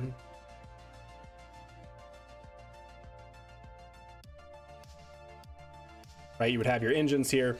So beforehand, they were basically filling up a single reservoir with propellants and then feeding that to each engine. It's almost like a carburetor. If you start to require more and more propellant flow, there's only so much that you can do from a single downcomer with a single propellant feed line without making it so large and having other issues. So they probably thought it probably is true that separating it is better for the long term, so that way they can constantly feed at the right feed rates for each individual engine for the Raptors. But that's my guess, is that it is probably better to have separate feed lines to where you're not having to basically try and feed more and more propellant into a reservoir that then gets passed around to all the engines. Having direct feed lines and to the larger systems is probably better in the long run, but otherwise I don't know. Otherwise, I'm not on the inside know of what SpaceX design is looking to do here. But yeah, so I hope that made that a little bit more understandable. But yeah, so that's interesting. So like I said, seen from space, Ship 34 explosion, which, you know what, going back, I wonder if you can see Ship 33's explosion as well, because it exploded in like the exact same area. That's something interesting. They also want to have 9 engines for V3, so this might be an even bigger problem eventually. Maybe. We'll have to see, Lazarus. I'm not sure. Not sure. Either that, or they'll go, depending on the engine configuration, maybe they can still have 3 separate propellant feed lines, right? Because if they were going from 1 to 6, then what's stopping them from going from, you know, to have 4 feed 9, right? You'd have 2 being fed between each separate feed line. So I don't know. I'm not sure though. But yeah, so Starship 34 seen from space breaking up. But yeah, what's also interesting, this is kind of like an aside chat, because this is actually really, really cool. They had great shots coming from Booster's 15 startup sequence. Yeah, this is from underneath the orbital launch mount, slowed down super slow-mo of the ignition process for Booster 15 Raptors. Look at that. Okay, so I'm not sure if you guys can see that. Do you see the resonant frequency in the engine bell as they start up? You can probably see it on this one when it starts up as well. Yep, you see the engine nozzle vibrate and shake? Oh, that's so good. This is such an awesome piece of footage. Look at that. They're still wobbling. Oh yeah, much oscillation indeed. But look how they set this up to survive the ignition of 33 Raptor engines on Booster. I mean, obviously this is not a camera like right here. The camera's inside something and they're using mirrors or who knows what, but yes, despite whatever they did, they were able to capture this all the way through liftoff. Absolutely wild. And there it goes, chat. You can see all the orbital launch mount locks, all the locking mechanisms holding it down to the pad and everything. And there it goes, lifting off. How awesome is that? Oh, that's so good. Here's the launch mount, the tower in the background. There you can see some of the aerospike effect, if you will, from the center engines being compressed by the outside engines. What just a great shot overall. Cam in a concrete bunker? Probably, yeah. Which KSP mod is this? I know, right? Truly. But what I love being able to see is, you see that blue that's coming around here? That's actually the shock. As engines start up, as they ramp up to full power, there is a shock wave, a shock, where the flow is choked or starts to separate from inside of the nozzle bell. And as it ramps up to full power, it's able to push this shock outside of the nozzle bell. So what you're seeing is that during startup, this is a very, very bad transient zone for any sort of Bell engine. Like I said, it's not a problem. It's just inherent to the design of what happens, the natural dynamics. But you see that blue coming through here? You can actually faintly see it. That ring right there is the shock on the inside of the nozzle where you're starting to get flow separation. Flow separation is very bad. But as it ramps up to full power, they start to push that shock fully outside of the nozzle. You can see the shock basically start to move out. And then as the vehicle takes off, you can see the shock much, much further down, right? I think that's so cool. You can actually see it from this image here. Yeah, and then I can't get over just how much these engine bells oscillate. And look how close they are. I mean, the camera's a little bit, you know, off to one side, so it looks closer than it probably is. But these engines are really close together to each other. I see the wiggles in KSP. Yeah, exactly. Yep, and then there it goes. And then as it climbs, we'll start to see the shocks a little bit further down. It's a little bit hard to see because, you know, liquid methane and liquid oxygen burn so cleanly that it's hard to see the shock, the actual mock diamonds and shock move out of the engine bell, but it's there. Yep, and there you can see the shocks start to impinge on each other, getting those really cool flow effects. What material is that purple insulation? That? I have no idea. I couldn't tell you. No idea. But that's so the reason why you have all these, chat, is that these are the starter hoses. Quite literally, this is what I'm pretty sure they use to start spinning the turbo pumps to get them up to speed while it ignites. And then as it ignites, right, they're able to then maintain their ignition because this is a full flow stage combustion cycle, meaning that as you flow a little bit of your fuel into a gas generator with a little bit of your oxygen, the other system is doing the same thing. So you have two gas generators basically running two separate turbo pumps, getting fed with oxygen and getting fed with fuel on both sides. So, but this starts basically running that turbo pump, spinning it until you can get enough flow to then ignite your combustion chamber, not your combustion chamber, but your pre-burners to then start flowing propellant on under its own sustained power. Oh, those are for the feed chill? Then where's the, I thought these were for, yeah, I guess you can kind of see that they are chilled down. But where's the ground side startup lines? Because I definitely thought that these were those. Are those coming from the locks?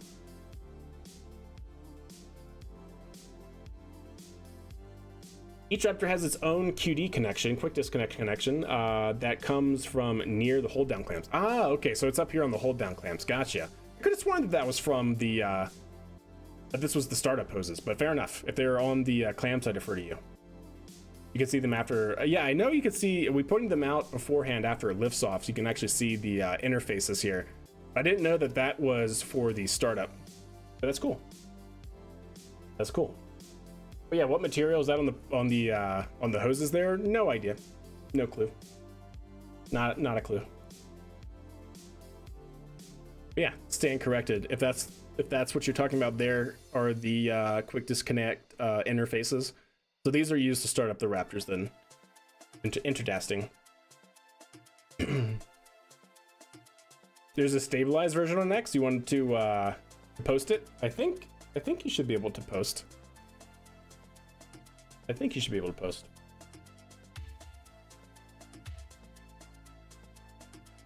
Actually, can I do this?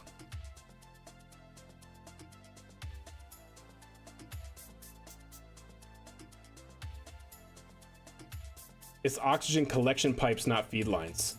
Oh, okay, so as it's chilling down there, they're recollecting it. Gotcha. Nice. That's cool. Yeah, it's part of their circulation. Can't say that word. Anyways. All right, chat. So ending, I believe, no, not yet ending. Coming to a near close though, at least for the SpaceX no-go news. Check this out. So this is coming from NSF, NASA Spaceflight.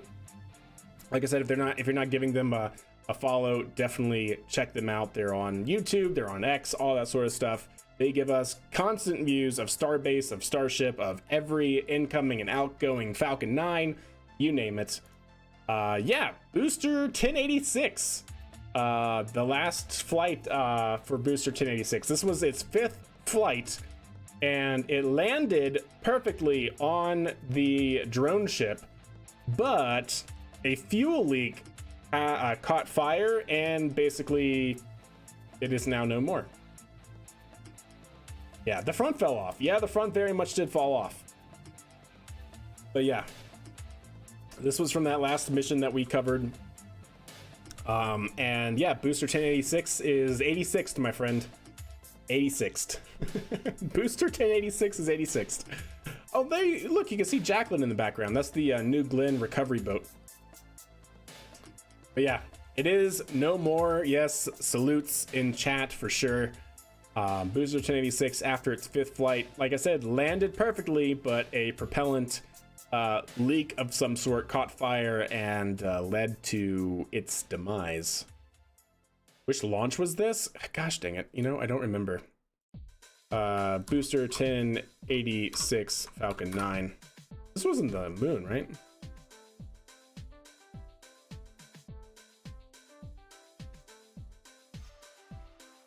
Maybe the Merlins are still good. Maybe.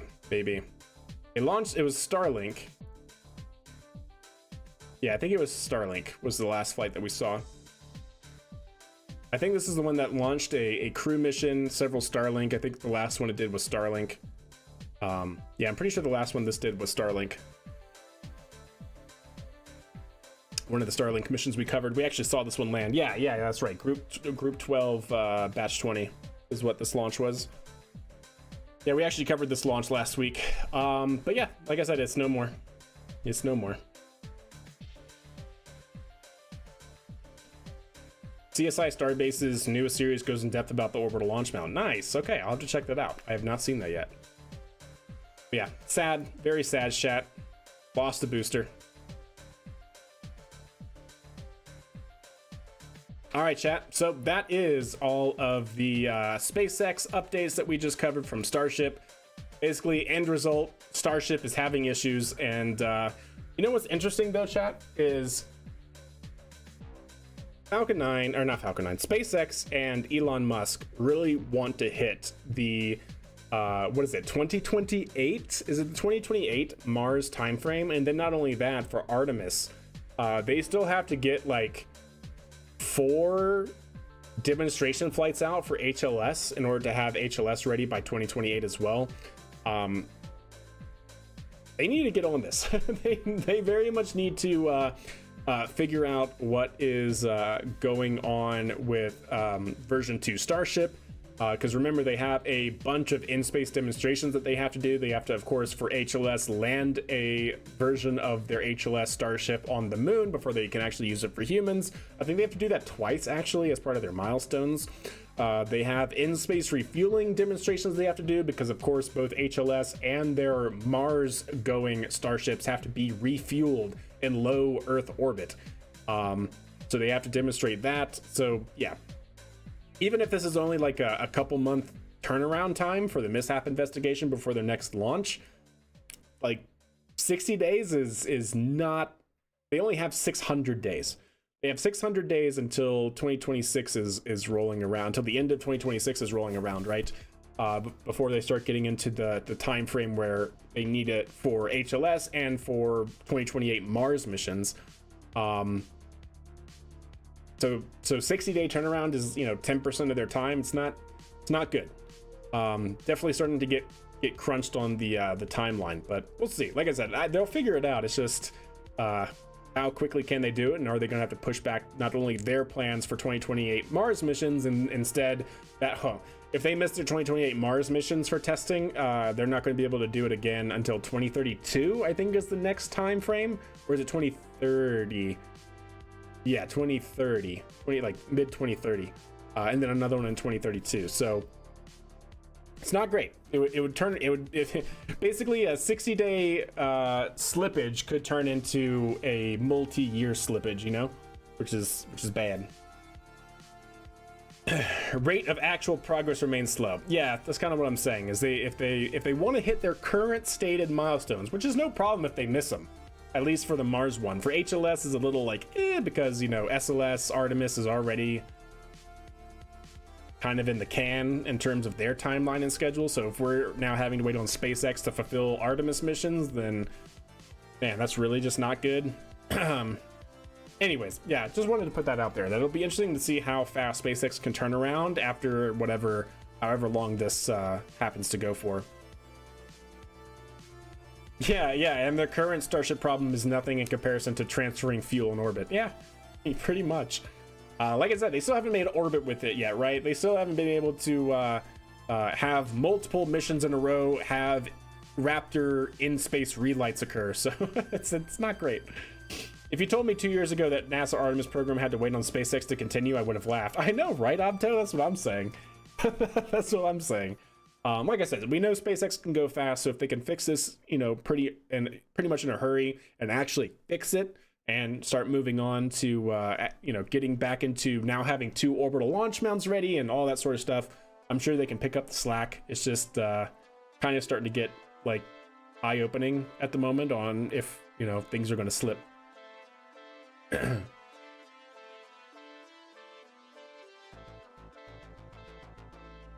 Gosh, Captain Failure. Yeah, there you go. All right, moving on, chat. Moving on to the last bit of no-go news.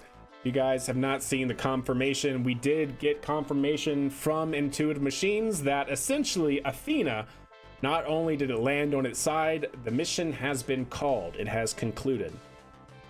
Essentially, based on this picture and what I was able to look at in terms of reference pictures from the internet on Athena, basically what happened is that this landed and tipped over in the exact worst possible orientation for it, because its top mounted solar panels are actually now pointing towards the ground instead of pointing up to where they could maybe get sunlight.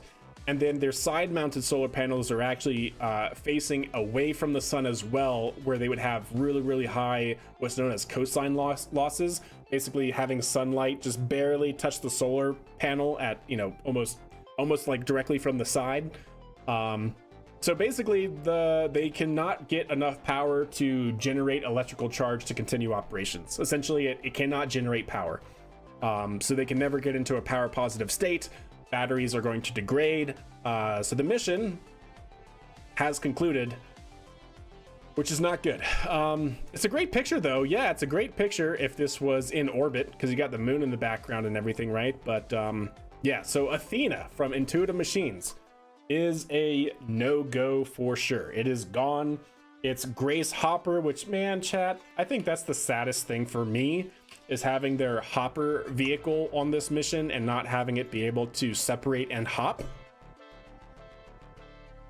Absolutely horrible, because hopper style of vehicles have been in concept from NASA probably for like the last 14 years. I mean, obviously longer than that, but I mean, they've like really been a thing trying to be developed and applied to lunar exploration for at least the last 14 years. Like getting active university development and things like that. And this was going to have the first lunar hopper on the surface to actually go and fly around different areas of the moon. And yep, nope, not going to be able to do it, which really, to me, that's like the biggest gut punch, if you will, is we're not going to have our first hopper. But hopefully the next mission will be a success and be able to have a hopper. We'll have to see.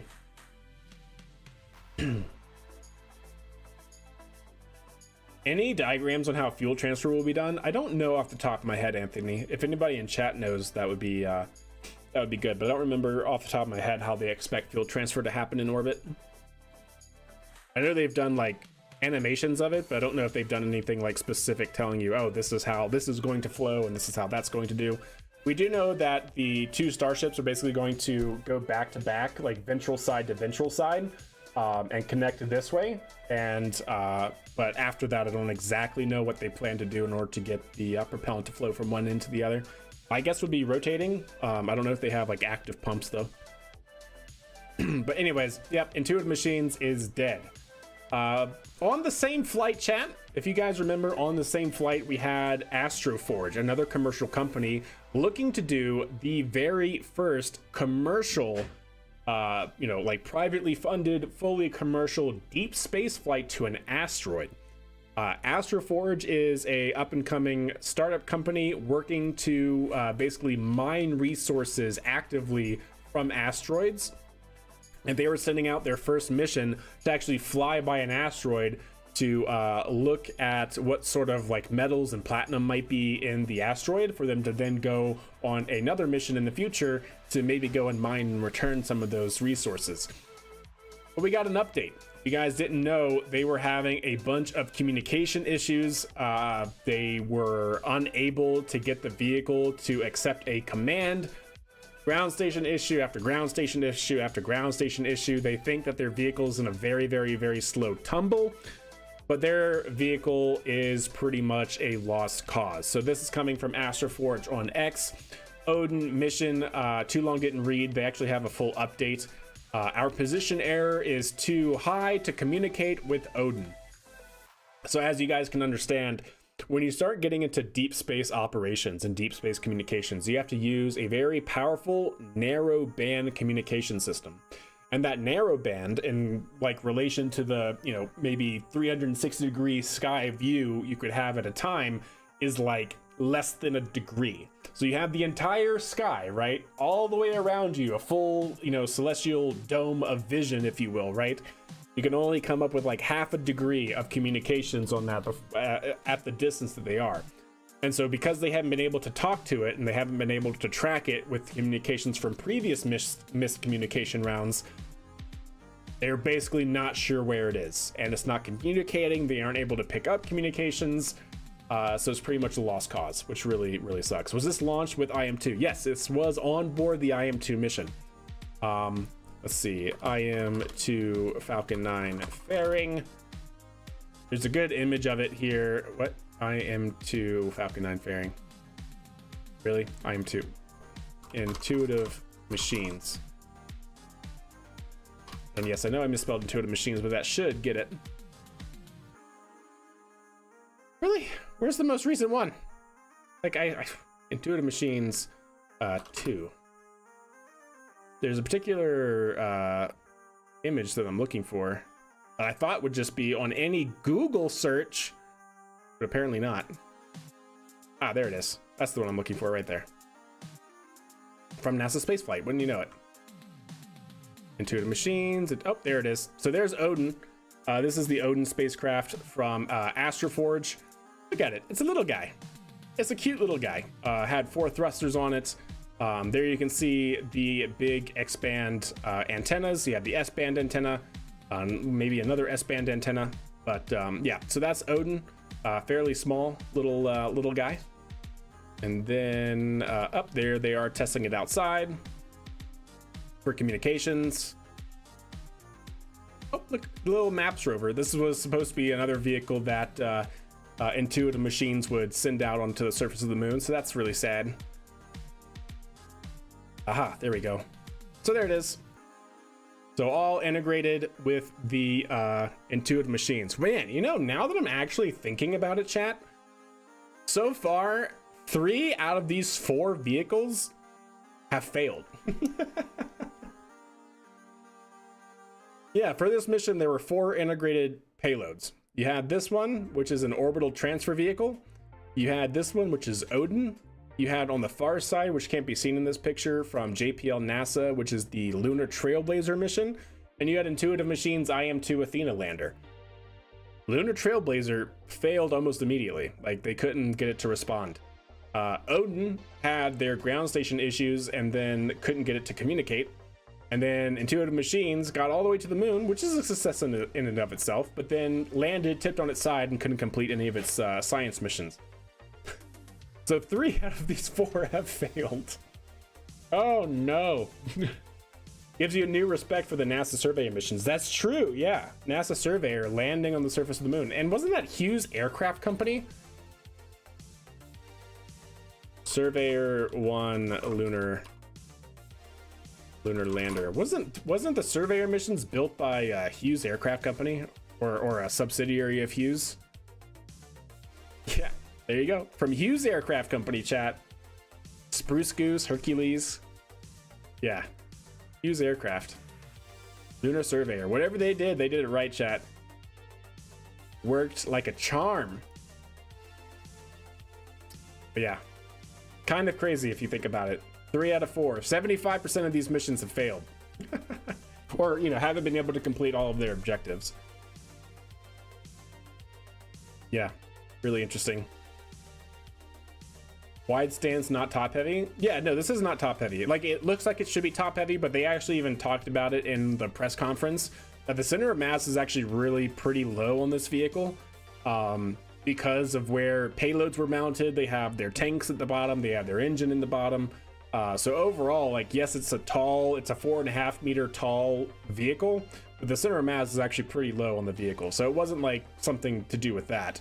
But I do wonder if they snapped another landing gear, if they came down horizontally, or if they like lit. Because what's actually really interesting, right, is you can hear them in their live stream of the landing call out several things about, you know, they entered their descent phase. So if this is like the moon, right, they entered their descent phase, their vertical descent phase. They got confirmation that they were going to divert due to a hazard. They had a hazard relative navigation system kick in to divert. All of that seemed successful. Then we had like a comms blackout where we couldn't get any updates of like its position. If you guys remember seeing the simulation that was showing live telemetry, it was like jumping all over the place because they had no comms. And then basically after a while, down here they said, hey, we have chamber pressure, positive chamber pressure, meaning that the engine was still, you know, firing, but that they thought that they should just turn that off, because they were seeing lunar gravity, meaning that they saw from the IMUs that under lunar gravity, basically they're not in free fall and they're not accelerating upward or like decelerating or anything like that. So that told them that they were on the surface. So then they commanded a manual engine cutoff. And so after that, they then saw again lunar gravity, but now the IMU axis was pointing the wrong way, whereas this would be like your y-axis, let's say, and this is x, where they were expecting this to actually be z up here, right? Z meaning vertical would be pointing up, but they actually saw, you know, vertical laying on its side. So they were trying to figure out what was going wrong. I'm just wondering, chat, is if the terrain relative navigation, right, did in fact work and it diverted, but for whatever reason they had a rock down here. I kind of wonder if when they said that they had their engine turned on but they were seeing lunar gravity, I wonder if they had something happen kind of like this, where the vehicle was stable in a low idle state, keeping it upright, but it was actually on a rock, and so then when they commanded the engine to shut down, it then tipped over and, you know, landed on its side. I don't know if that could even be a possibility. Like, we obviously don't have views of their telemetry and what they were, you know, seeing, and they said their engine was in idle state. So if it was truly in an idle state, then this is probably not the case, because again, if it was in idle state, then it wouldn't be producing hardly any thrust probably to actually keep it vertical. But it's one of those things that is kind of funny to think about for me, right? Like, if this is the case, I don't know. It's just weird. It was a rock lobster. Yeah. I think, yeah, it's probably that.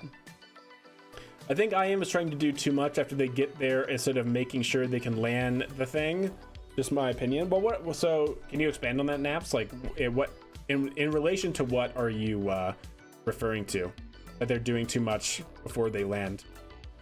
Just out of curiosity, I want you to unpack that for me a little bit. To be honest, that would be mad funny. Like I said, I don't even know if that's like actually in the realm of possibilities based off of what telemetry they were seeing, but they said their engine was on, and yet they were still seeing lunar gravity, which meant that they should have been stationary. And they even told us over the comms that if the engine was on, then they were still vertical. So, you know, just out of theory, that could very well potentially mean, depending on what other information they had, that this was what the vehicle was doing. It was on a rock, The engine was firing just to kind of keep it upright as it was still thinking it was going to be descending. And then when they commanded manually for the engine to shut off, it then tipped over. but I don't know. Like I said, just that's probably not true, but it'd be interesting. To see. The alternative would be to send a complete dummy lander just to see if it lands for the time and trouble. Might as well send science stuff aboard in case it works. Yeah, I don't know. Yeah, that's why I want what Naps to unpack. But anyways, chat, that is the end of the go no go news segment. Transition. Yeah, that's it. We covered everything, chat. So Boom Supersonic's doing good. Artemis II with NASA is being stacked. We're about a year out, almost exactly, from our next Artemis launch date. That is scheduled, I think, currently for no earlier than April of 2026. So we're almost a year out from another moon mission for humans. This will be a human flight to the moon, which is going to be pretty crazy. We have Neutron from Rocket Labs and their new flatellite concept being exposed to the world, which is actually really interesting. I'm really hopeful that they can flesh that out into a viable commercial product. And I'm interested to see where they go. And if they're already catering, like, I wonder if Rocket Labs is already having a commercial customer want to compete with Starlink. And that's what caused Rocket Labs to go down this path of flatelites. And so maybe in a year or whatever, when they get Neutron up and running to launch these flatelights, they'll be like, oh, and by the way, Viasat is going to be launching their own constellation using our satellites, our flatelites. I just wonder if they already have like a customer. They're just not divulging that information yet. But then, of course, we have Blue Ghost being a resounding success so far. Only already just what do they do? They landed on the 2nd, so they're a week into their mission, and I think they have a week left. So they're at the halfway point for the Blue Ghost lander. Because they landed at a mid-latitude where the daylight is like 2 weeks. I think they had like 14 days of mission time. So yeah, if they landed on the 2nd, then they are essentially halfway through their mission right now. So that's pretty cool. And then, of course, for the no-go, we have Starship, we have Intuitive Machines. Astroforge, unfortunately, has gone dark, so that's going to do it. That's going to do it for the go no-go news. So I hope you guys enjoyed this. Like I said, I want to do more space news, kind of intermittently. I definitely felt like I needed to do it tonight because it has been a wild last couple of weeks of like space news. So yeah, like I said, it's not going to be a thing we do like every Sunday or every stream, but hopefully it'll be good as more things pick up in the aerospace industry. But with that, chat, I think what I'm going to do is on the YouTube side, I'm going to end this stream so I can start a new stream, and we're going to kick over into some sea power, something to kind of kick off the last hour or so remaining in our stream time. We haven't played sea power in quite some time, actually. So yeah, I'm going to end the stream on the YouTube side. Thank you so very much for watching. If you're going to head out, otherwise on the YouTube side, I'll be starting up another stream here with sea power. So hope to see y'all here in a moment. Meantime, Twitch, you don't have to go anywhere. You don't have to go anywhere. Hey, Blue Outer, thank you so much appreciated. They haven't landed yet. I think they should concentrate on getting that right before loading up all kinds of experiments. Oh, I see. So I understand what you're saying, but OBS, come back, OBS. All right, we're good. OBS stopped for a second. I think we're okay now, though. OBS reconnected. Famous last words. Yeah, truly. So I think we're good on that front. Yeah, okay, we're back. Whew. OBS dropped out for a moment.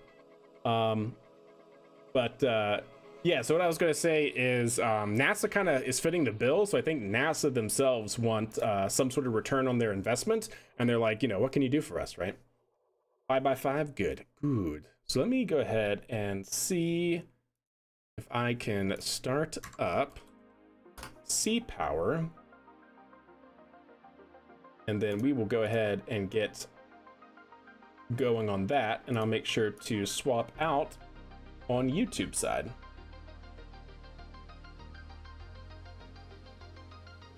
So yeah, just give me a second as I switch things over, and we'll be right back.